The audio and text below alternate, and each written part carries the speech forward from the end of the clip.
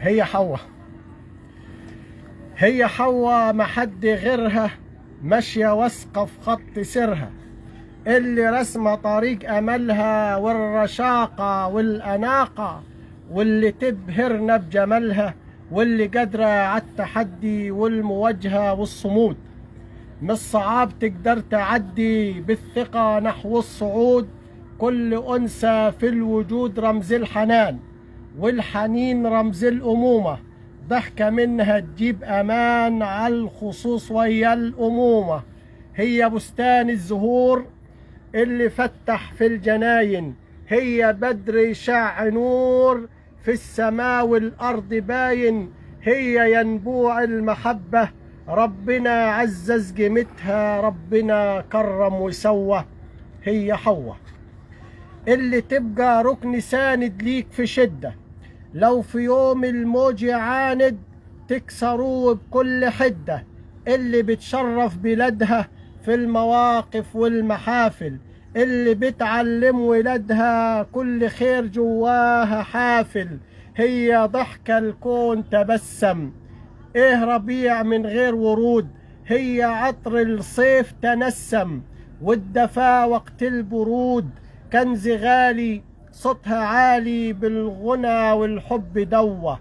هي حواء، هي بنتك أحلى ضحكة في قلب بيت، هي أختك سر روحك لو حكيت، هي حبك نص حلو يداوي جرحك لو بكيت، هي أمك لو تغيب عنك في يوم ينطفي نور الحياة مهما نور الشمس ضوى. شايلة همك جوا برا، هي منبع خير وفرحة والسعادة والمسرة، من يوفيها الجمايل مهما يشكر ألف مرة. لما تضحك، لما بتضحي بتفاني، صوتها بيصح الأغاني، هي في البيت العمار ليل نهار، هي صبر مع العزيمة ربنا على الحمل جوه.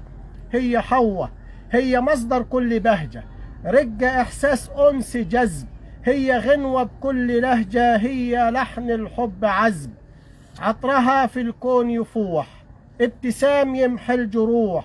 حواء نور للحب عاكس، حواء نار لو جيت تعاكس، هي حصن الاحتواء، هي خط الاستواء مهما خط السير تلوى. هي شمس عطاء وطاقة بس للي يستحق، غمزة من نظرة عينيها الحجر بيلين يرق، هي إلهام الفنون والونس في الكون سكون، هي سر الابتهاج فوق جبينها الرحمة تاج، هي نهر الحب صافي للجفاف في الدنيا روة، للجفاف في الدنيا روة. هي نهر الحب صافي، هي ايه للجفاف للدنيا روى. اهلا بكم متابعي ومشاهدي موقع وجريدة الطريق، معاكم في بث مباشر جديد من محافظة سوهاج. ضيفنا في البث المباشر معلم وشاعر. خلونا نتعرف اكثر على ضيفنا. بنرحب بيك يا استاذ راضي. اهلا وسهلا يا استاذ عمار، واهلا وسهلا بالموقع الجميل والساده المشاهدين. مع حضراتكم الشاعر راضي علي الطحطاوي، عضو اتحاد كتاب مصر واعمل مدرس اول الف لغه انجليزيه باداره طحطا التعليميه. استاذ راضي، يعني لو تكلمنا عن مسيرتك الشعريه ودواوينك ال30 اللي اخرها اقدار ومكاتيب اللي لسه صادر منذ ايام قليله. أنا أكتب الشعر منذ المرحلة الإعدادية، يعني من حوالي ما يزيد عن 30 سنة.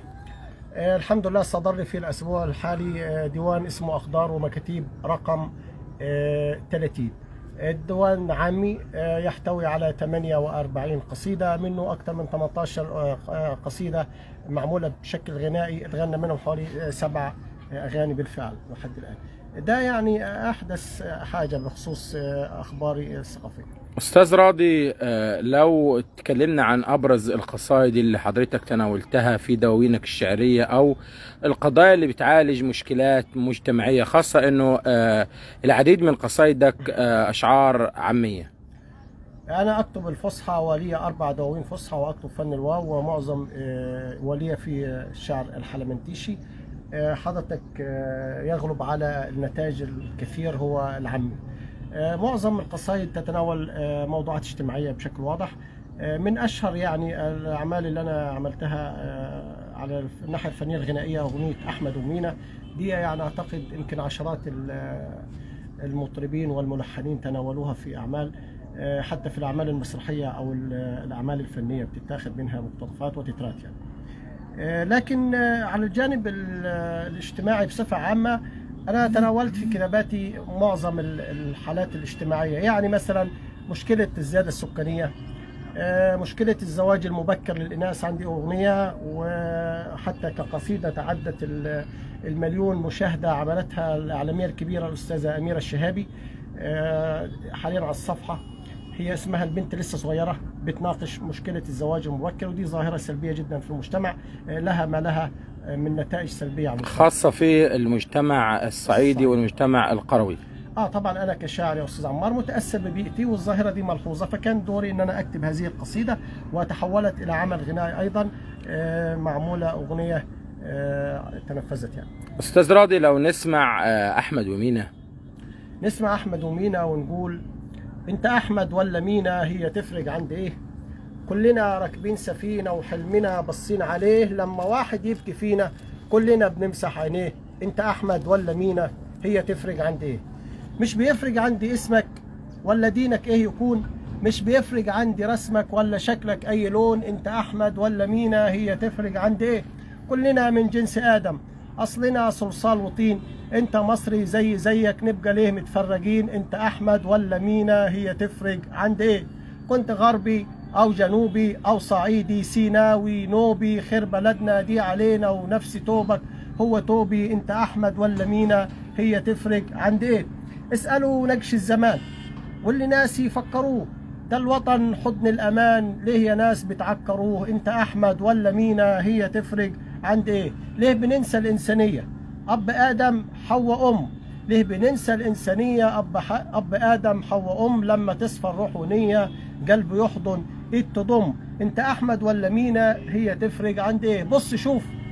بص شوف أجراس ومدنة بالسلام تهتف تنادي، الصليب وهلال في ايدنا هي دي صورة بلادي. انت احمد ولا مينا هي تفرق عندي ايه؟ هي تفرق عندي ايه؟ انت احمد ولا مينا هي تفرق عندي ايه؟ الله ينور عليك يا استاذ راضي. استاذ عمار جبتنا حضرتك بصراحة في توقيت رائع.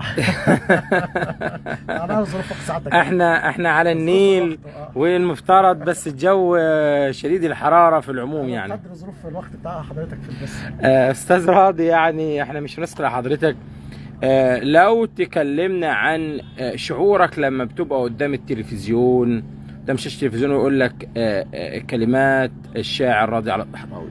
والله يا استاذ عمار في اللحظة دي بحس اني امتلك كنوز الارض، بكون في منتهى السعادة، واحس اني مجهود عمري كله وهوايتي، احس ان هوايتي يعني مش ضاعت او ما ضاعتش كده، او مجهودي ما ضاعش هدر. حاجة أنا بحبها ولها نتيجة إيجابية في المجتمع، وإن كلماتك يتغنى بها العالم. ويسعدني أكتر ألاقي كلمات مترجمة. أنا يعني كمدرس لغة إنجليزية لي أعمال كثيرة مترجمة في التلفزيون المصري، يعني بحس إن ده أعظم شيء يمتلكه الإنسان، إن كلماته تأثر في مجتمعه بشكل بناء ويكون لها قبول. دي اسأل فعلا إحساس شاعر لما يشوف كلماته كلمات فلان، ده إحساس لا يوصف يعني من السعادة. أستاذ راضي، عايزين نختم معاك كده بقصيدة على ذوقك واختيارك، نختم بثنا المباشر مع حضرتك. في قصيدة اسمها دنيا تافهة. دنيا تافهة قلبي عفها لما شافها كلها أحزان وهم. دنيا تافهة قلبي عفها لما شافها كلها أحزان وهم. فيها حبة ناس حقيرة عكروا صفو الجمال، دي قلوب بالخير فقيرة يحقدوا على كل مال. ناس غريبة في الطباع غدارين زي الضباع، لو شافوك في الصبح يا ابني كل يومك يبقى غم. دنيا تافهة قلبي عفها لما شافها كلها أحزان وهم.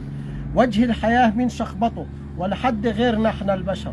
وجه الحياة من شخبطه ولا حد غيرنا احنا البشر. خط الجمال من لخبطه والكذب ليه ماله انتشر.